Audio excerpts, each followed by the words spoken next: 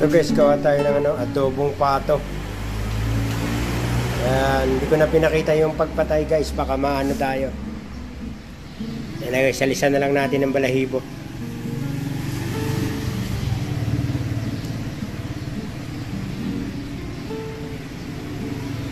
Yan na guys. Yan guys, nalinis na natin yung pato. Ano lang natin yung mga konting balahibo niya guys sa para malinis pag-iwa natin. Ayan guys, sunog-sunugin lang natin yung balahibo niya, yung mga maliliit na talaga. Ito guys, na-slice na natin yung yung pato natin.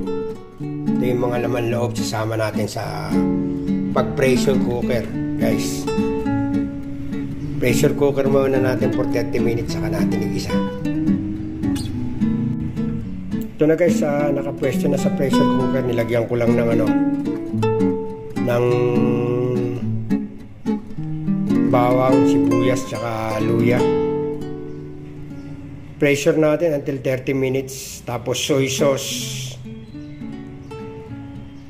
at saka Sprite para may lasa na siya. Mamaya natin gigisahin. Ayan na guys, pressure muna natin guys up to 30 minutes. Ayan na guys, naka pressure cooker na. Ito na yung panggisa natin mamaya. Yun, sili, yun lang lalagay natin. Tapos yung mga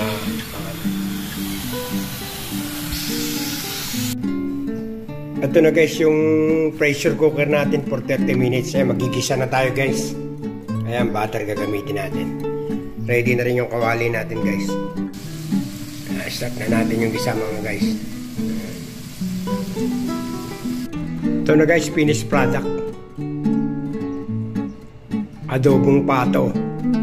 Ayan na guys.